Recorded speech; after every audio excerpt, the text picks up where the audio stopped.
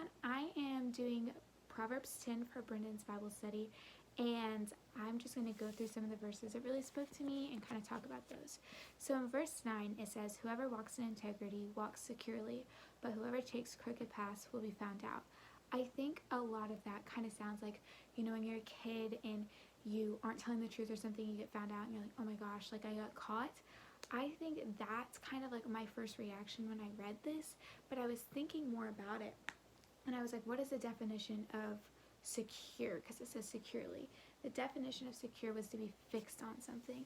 And now I'm kind of looking at this, and it's like we always talk about how we want to be fixed on Christ and we want to be striving after that and like our eyes fixed on Jesus. And I was thinking about this, and it's saying that if you walk in integrity, your eyes are going to be fixed on Christ. And so we need to walk in that. And integrity is not just like telling the truth and you'll be fine. Integrity is also like living in that truth and speaking the truth of Jesus. But when you start taking those crooked paths, you're going to be found out. And I was thinking about that as like those crooked paths could be anything. They could be sin, they could be taking the easy way out, but also that could be how sometimes we have a tendency to act one way around certain people and then another way around a different group of people. And if you're doing that, if you're walking those different paths, like that's going to be found out that you're not who you say you are in both of those scenarios. The next verse I was going to read was verse 12. It says, hatred stirs up conflict, but love conquers all wrong. We live in a world of hate, in a world where people just throw hate around like it's nothing and treat people like they are nothing. And I was just thinking about this is if it says plain and simple, but love conquers all, are we using that? Like, are we using that to our advantage? That we know God is telling us right here what is conquering all. Like, how can you fix the hate in the world? How can you fix all that? Love. Like, it's plain and simple. Are we using that, or are we too caught up in our judgment and our bitterness and our hatred towards other people to just forget this because we don't want to let go of all that? The next verse was verse 17. It says, "Whoever heeds discipline shows the way to life, but whoever ignores correction leads others astray."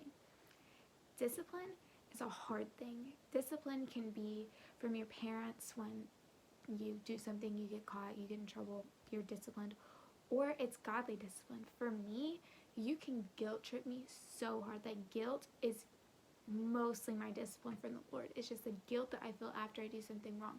But that could also be like, because you do this, like this is what happened and this is your consequence from the Lord. But something that I was wondering is what does heeds mean? Like when you're heeding discipline, what does that mean? And the definition is to pay attention. So this is meaning pay attention to discipline.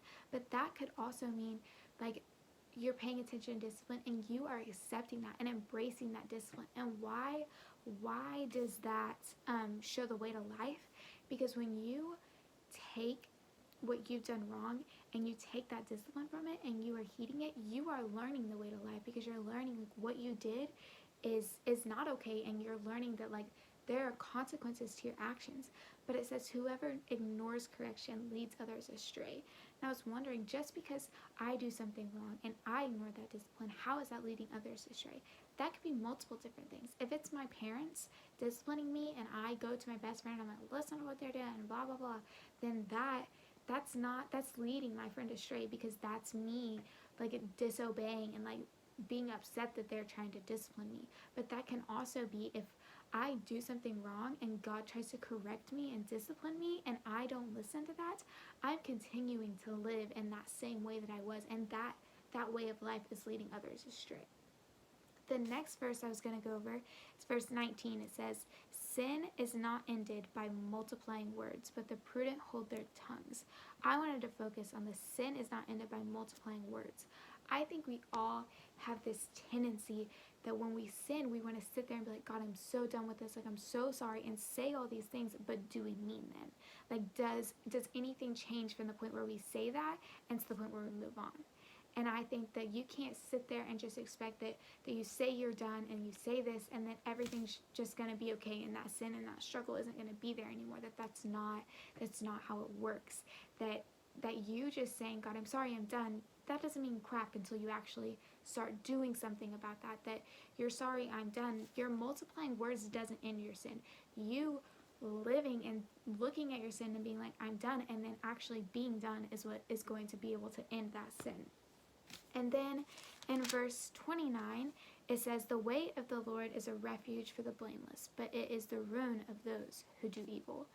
I was thinking about this, and I just had a conversation with one of my friends, just trying to share Jesus with them. And when I was talking to them about like why I live for the Lord, they were having such a hard time understanding, because in their mind, when they look at following God, all they're seeing is it's a list of do's and don'ts. And that's what, when the way of the Lord, when they're looking at it like that it's ruin for them, that they're not seeing, that they're not striving for the blamelessness that it's talking about in here. So it's not a refuge for them. But for us, we could look at that as when we are living to be blameless in God's sight, when we are living for that we are living for the way of the Lord, that God becomes a refuge for us, a safe place and a hope for us. And then the last verse I wanted to talk about was verse 30. It says, the righteous will never be uprooted, but the wicked will not remain in the land. Just during this time of the coronavirus and quarantine and everything, I just thought that this speaks a lot, that if we're being righteous and if we are continuing to follow God and we are being faithful to Him, that we're not going to be uprooted, that the winds are going to blow. Like, this virus is, the world's going crazy right now, and those winds are blowing, and this is a difficult time, but that doesn't mean that we're uprooted. And we need to remember that it may feel like things are crazy and we may be blowing in the wind, but that does not mean that we are uprooted.